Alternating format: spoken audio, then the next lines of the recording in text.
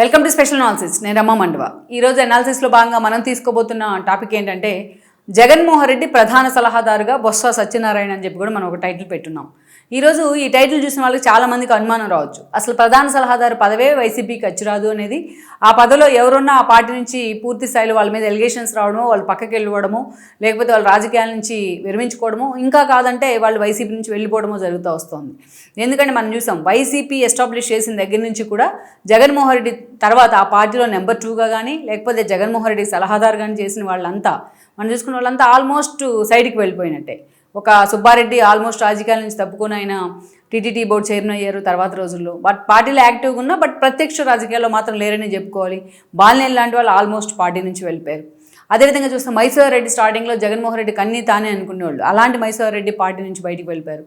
కొంతాల రామకృష్ణ ఆ పార్టీకి, ఆ ఫ్యామిలీకి ఎంతో అసోసియేట్గా ఉండేవాళ్ళు, ఆయన పార్టీ నుంచి వెళ్ళిపోయారు. సో మేకపాటి రాజమోహన్ రెడ్డి అందరికన్నా ముందుగా పార్టీలో ఉన్నారు. పార్టీని ఎస్టాబ్లిష్ చేయడంలో కూడా కీలక పాత్ర పోషించారు. అలాంటి మేకపాటి పూర్తిగా నలిఫై అయిపోయారు. అసలు ఆ పార్టీలో ఉన్నారో లేదో కూడా తెలియని పరిస్థితి. అలా తర్వాత చూస్తే విజయసాయి రెడ్డి లాంటి వాళ్ళు జైలు నుంచి బయటకు వచ్చిన తర్వాత జగన్తో పాటు ప్రధాన కార్యదర్శి పదవి వచ్చింది, రాజ్యసభ పదవి దక్కింది. పార్టీలో అన్నీ తానే ఆయన నడిపించారు. తనకు రాజ్యసభ ఇచ్చారు కాబట్టి జగన్మోహన్ రెడ్డి ఆయన్ని ఎట్లాగైనా సరే సీఎంగా చూడాలని కలగనేవాళ్ళు. ఆయన మాటకు ముందు అదే మాట్లాడుతుండేవాళ్ళు. అందుకు తగ్గట్టుగానే లైజనింగ్ చేశారు. ఢిల్లీ స్థాయిలో టీడీపీ అండ్ బీజేపీ మధ్య గ్యాప్ని వాళ్ళు వాడుకోవడంలో సక్సెస్ అయ్యారు. ప్రశాంత్ కిషోర్ని ఒప్పించారు. అలా అన్నీ తానే జాతీయ స్థాయిలో వైసీపీని ఫోకస్ చేస్తూ వచ్చారు. 2019లో 151 సీట్లతోని జగన్మోహన్ రెడ్డిని అధికారంలోకి తీసుకురాగలిగారు విజయసాయి రెడ్డి లాంటి వాళ్ళు. సో అలా మనం చూసినట్టయితే అంత కీలకంగా వ్యవహరించిన నేతలు ఎవరు కూడా వైసీపీతోని జగన్మోహన్ రెడ్డిని ఆ తర్వాత రోజుల్లో అంత బాండింగ్గా ఉంది మనం చూడం. ఎందుకంటే విజయసాయి రెడ్డి అంతున్నా ఇప్పుడు విజయసాయి రెడ్డి ఆ పార్టీకి రాజీనామా చేశారు. రాజ్యసభ సభ్యత్వాన్ని కూడా వదులుకొని ఆయన ఎగ్జిట్ కావడం జరిగింది. జగన్మోహన్ రెడ్డి లిక్కర్ మాఫియా లింకులన్నీ కూడా ఆయనే బయట పెడతా ఉన్నారు ఈరోజు ఊహించని విధంగా, నువ్వా నేనా అన్న తరహాలో. వేరే సజ్జలను తీసుకుంటే ప్రధాన సలహాదారుగా పనిచేశారు ఆయన, సజ్జల రామకృష్ణారెడ్డి. అందరికన్నా వీళ్ళు ఇప్పటిదాకా మనం చెప్పుకున్న వాళ్ళందరికన్నా కూడా ఈయన ఒక అఫిషియల్గా పనిచేశారని అనుకోవచ్చు. ఎందుకంటే సజ్జల రామకృష్ణారెడ్డి పార్టీ అధికారంలోకి వచ్చిన తర్వాత 2019 ఎన్నికల్లో అప్పటిదాకా విజయసాయి రెడ్డి మాత్రమే జగన్మోహన్ రెడ్డి వెన్నంటి ఉండేవాళ్ళు. అలాంటి విజయసాయి రెడ్డిని జగన్మోహన్ రెడ్డి ఎప్పుడైతే 3 రాజధానుల నిర్ణయం తీసుకున్నారో అమరావతిని పక్కన పెట్టి వైజాగ్ని ఎగ్జిక్యూటివ్ క్యాపిటల్గా నిర్ణయించారు ఆయన. అందుకే ఉత్తరాంధ్రలో బాధ్యతలు పూర్తిగా విజయసాయి రెడ్డికి అప్పగించి అక్కడికి విజయసాయి రెడ్డిని పంపించడం జరిగింది. దీనిలో భారతీయనే కీలక పాత్ర పోషించారు. తన బంధువైన సజ్జల రామకృష్ణారెడ్డిని తీసుకొచ్చి జగన్మోహన్ రెడ్డి దగ్గర ప్రధాన సలహాదారుగా పెట్టించడంలో ఆవిడ సక్సెస్ అయ్యారు. దెన్ 5 ఏళ్ల పాటు జగన్మోహన్ రెడ్డికి సజ్జల ప్రధాన సలహాదారుగా ఉన్నారు.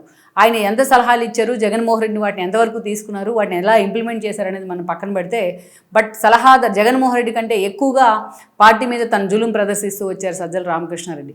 గ్రౌండ్ రియాలిటీస్లో జరుగుతున్న విషయాలను జగన్మోహన్ రెడ్డి కన్వే చేయడంలో ఆయన ఎప్పుడూ కూడా ఫెయిల్ అయ్యారు. సో ఓరక పేరుకు మాత్రమే, నామకే వాస్తే మాత్రమే ఆ పదవిలో ఉంటూ వచ్చారు. ఇక మంత్రివర్గాన్ని మొత్తాన్ని తన గుప్పెడి పట్టారు. చాలామంది సీనియర్లు ఉన్న వాళ్ళ తరపున ఈయన మంత్రివర్గంలో రివ్యూలు చేసేవాళ్ళు. అలా ఎన్నోసార్లు విమర్శలు ఎదుర్కొన్నారు. సజ్జలను ఒక సకల శాఖ మంత్రి అని కూడా ప్రతిపక్షాలు పిలిచేదాకా తెచ్చుకున్నారు ఆయన. సో ఉద్యోగ సంఘాల మీటింగ్లు మొదలుకొని ప్రతి విషయంలో ఆయన ఇన్వాల్వ్ అయ్యారు. ఈవెన్ బొత్స లాంటి వాళ్ళు మంత్రిగా ఉంటే ఆయన తరపున ఈయన రివ్యూలు చేసేవాళ్ళు. అలా విమర్శలు ఎదుర్కొన్నారు. ఈరోజు ఎన్నికలకు ముందు పార్టీ నుంచి బయటికి వెళ్ళే నేతలు మొదలుకొని ఎన్నికల తర్వాత వెళ్తున్న వాళ్ళు కూడా సజ్జల వైపు అన్ని వేళ్ళు చూపిస్తున్న పరిస్థితి. ఎన్నికల అనంతరం పూర్తిగా సజ్జల్ని, ఆయన కొడుకు భార్గవ్ని జగన్మోహన్ రెడ్డి పక్కన పెట్టారంటున్నప్పటికీ ఆ విషయంలో అయితే జగన్మోహన్ రెడ్డి పీఆర్ టీం నుంచి ఒక క్లారిటీ అయితే లేదు. దెన్ అక్కడి నుంచి మనం చూసుకుంటే ఇక పెద్దిరెడ్డి లాంటి వాళ్ళు కూడా కొంత కీలకంగా పనిచేశారు పార్టీలో. ఒక దశలో మనం 4 జిల్లాల ఇన్ఛార్జ్గా ఉన్నారు. ఆయన అన్అఫిషియల్ సీఎంగా కూడా పనిచేశారు రాయలసీమకి, లైక్ విజయసాయి రెడ్డి ఉత్తరాంధ్ర సీఎంగా పనిచేసినట్టే. అలాంటి పెద్దిరెడ్డి కూడా ఈరోజు కేసులో సతమతం అవుతూ ఉన్నారు. ఇప్పుడు పార్టీ బాధ్యతలు తీసుకునే పరిస్థితుల్లో ఆయన లేరు అంత కీలకంగా. ఇక్కడ చూస్తే జగన్మోహన్ రెడ్డి ఈరోజు ఒంటరి అయ్యారని అనుకోవచ్చు మనం. ఎందుకంటే పెద్ద పెద్ద స్ట్రాటజిస్టులు అనుకున్న వాళ్ళంతా కూడా ఆల్మోస్ట్ ఓడిపోయినారు. పెద్దిరెడ్డి లాంటి వాళ్ళు గెలిచినా ఆయన కొడుకుని కేసులు తరుముతూ వస్తున్నాయి. మరోవైపు చూస్తే ఈ రోజున అంబటి రాంబాబు లాంటి వాళ్ళు ఎవరో ఒకరిద్దరు మాత్రమే జగన్మోహన్ రెడ్డి పక్కన కనిపిస్తూ ఉన్నారు. అలా కనిపిస్తూ ఉన్నప్పటికీ కూడా అంబటి రాంబాబు లాంటి వాళ్ళని పాపం ఆయన కాన్స్టిట్యున్సీ నుంచి మళ్ళీ గుంటూరుకు పంపించే ప్రయత్నం చేశారు జగన్మోహన్ రెడ్డి. ఇలా జగన్మోహన్ రెడ్డి వెంటుండి ఆయన వెంట నడుస్తున్న నేతలు చాలా తక్కువ మందే ఉన్నారు. డే 1 నుంచి ఆయనతో నడిచిన శ్రీకాంత్ రెడ్డి, కోరుముట్ల శ్రీనివాస్ మొదలుకొని మొన్న మంత్రి పదవి ఇచ్చి ఎక్కడో పెట్టిన బుగ్గన రాజేంద్రనాథ్ లాంటి వాళ్ళ వరకు కూడా ఎవ్వరూ జగన్మోహన్ రెడ్డి కోసం ఈరోజు నిలబడుతున్న పరిస్థితి లేదు. ఇలాంటి ఒక డిప్లొమాటిక్ వాతావరణంలో ఈరోజు పార్టీ ఉంది, జగన్మోహన్ రెడ్డి కూడా ఉన్నారు. కరెక్ట్ టైంలో కరెక్ట్గా జగన్మోహన్ రెడ్డిని గైడ్ చేసే వ్యక్తులు ఆ పార్టీలో లేరని అనుకోవాలి. ఉన్న వాళ్ళంతా కూడా బయటికి వెళ్ళిపోతూ ఉన్నారు. కిలార్ రోసే తనకు అవమానం జరిగిందంటూ పార్టీని విడితే ఈరోజు ఉమారెడ్డి లాంటి వాళ్ళు కూడా జగన్మోహన్ రెడ్డి అని ఆయన మాటలు వినేవాళ్ళు పాపం. అలాంటి ఉమారెడ్డి కూడా ఈరోజు పార్టీతో గ్యాప్ మెయింటైన్ చేస్తూ ఉన్నారు. ఇక అయోధ్య రామరెడ్డి వాళ్ళు, పిల్లి సుభాష్ లాంటి వాళ్ళు వాళ్ళు నిజంగానే పార్టీ వైపు నుంచి సఫికేషన్ ఫీల్ అవుతూ ఉన్నారు.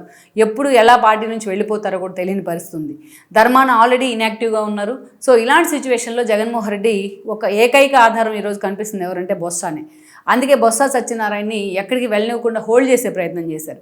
పాపం ఆయన ఎన్నికల ముందు తన కొడుకు టికెట్ ఇవ్వాలి చీపురుపల్లిది, తను రాజకీయాల నుంచి పూర్తిగా తప్పుకుంటానంటూ కూడా మాట్లాడితే జగన్మోహన్ రెడ్డి ససిమేరా అంటూ ఆయన్నే బలవంతంగా దించారు. పోనీ ఆయనన్నా ప్రచారం చేసుకొని ఇచ్చారా అంటే వాళ్ళ వైఫ్కి తీసుకెళ్లి వైజాగ్లో నిలబెట్టారు. ఉత్తరాంధ్రలో బొత్సకున్న ఏదైతే ఆయన ఇమేజ్ ఆమెకు ఉపయోగపడుతుంది అనుకున్నా లాస్ట్ మినిట్లో ఆమె నిలబెడతాం అది కూడా ఒక మైనస్ అయింది. అటు ఆమె తన వైఫ్ని గెలిపించుకోలేకపోయారు, ఇటు తాను ఓడిపోయారు. ఈ క్రమంలోనే ఇక బొత్సకు అన్ని ఆ స్థాయిలో ఉన్న వ్యక్తి పీసీసీ చీఫ్గా పనిచేశారు. ఒక దశలో సీఎం అవుతారనే చర్చ కూడా జరిగింది కిరణ్ కుమార్ రెడ్డి రిజైన్ చేసిన తర్వాత. అంతటి వ్యక్తి కూడా ఈ రోజున ఓడిపోయి ఉన్న తర్వాత ఇతర పార్టీల నుంచి, జనసేన లాంటి పార్టీల నుంచి ఆయనకు ఆహ్వానం అందిందనే చర్చ కూడా జరిగింది. ఆ దిశగా చాలా సీరియస్ ప్రచారం అయితే వచ్చింది. ఈ క్రమంలోనే జగన్మోహన్ రెడ్డి బొత్స సత్యనారాయణని హోల్డ్ చేసే ప్రయత్నం చేశారు. ఆయనకి ఎమ్మెల్సీ ఇచ్చారు. పార్టీ ఖాతాలో వచ్చిన ఏకైక ఎమ్మెల్సీని బొత్స సత్యనారాయణకి ఇస్తే ఈరోజు ఆయన ఇచ్చిన తర్వాత ఆయన పూర్తిగా ఇన్వాల్వ్ చేసే ప్రయత్నం చేస్తూ ఉన్నారు జగన్మోహన్ రెడ్డి. పార్టీ తరఫున ఎలాగూ ఎమ్మెల్యేలు వెళ్ళలేదు, ఈయన వెళ్ళాడు, ఎమ్మెల్యేలు వెళ్ళినాడు. సో ఈరోజు కౌన్సిల్లో మాత్రమే పార్టీ వాయిస్ వినిపిస్తోంది because of Botsa Satyanarayana. So పార్టీలో కూడా కీలక నిర్ణయాల్లో ఆయన భాగస్వామ్యం అవుతున్నాడు. పొలిటికల్గా ఎలా ముందుకు వెళ్ళాలి పార్టీ అనే దాని మీద చాలా ఫోకస్ పెడుతున్న పరిస్థితి ఉంది ఈరోజు బొత్స సత్యనారాయణ. అందుకే జగన్మోహన్ రెడ్డికి ఈరోజు ఏకైక సలహాదారుగా, ఏకైక ప్రధాన సలహాదారుగా బొత్స సత్యనారాయణే మారుతున్నారని కూడా చర్చ జరుగుతోంది. అఫిషియల్గా బొత్స సత్యనారాయణని సీరియస్గా తన పక్కనే ఉంచుకునేందుకు కూడా జగన్మోహన్ రెడ్డి సిద్ధమవుతున్నారని కూడా చెప్తున్నారు. ఇదే జరిగితే త్వరలోనే బొత్స సత్యనారాయణ జగన్మోహన్ రెడ్డికి ప్రధాన సలహాదారుగానో, ప్రధాన స్ట్రాటజిస్ట్గానో, ఒక వ్యూహకర్తగానో మారినా మనం ఆశ్చర్యపోకర్లేదు. మరి ఎక్స్పీరియన్స్ కౌంట్స్ అంటారు ఎప్పుడు కూడా. మరి బొత్స లాంటి వాళ్ళ ఒక సుదీర్ఘ రాజకీయ అనుభవం జగన్మోహన్ రెడ్డి ఎంతవరకు దాన్ని ఉపయోగించుకుంటారన్నది మనం చూడాల్సింది.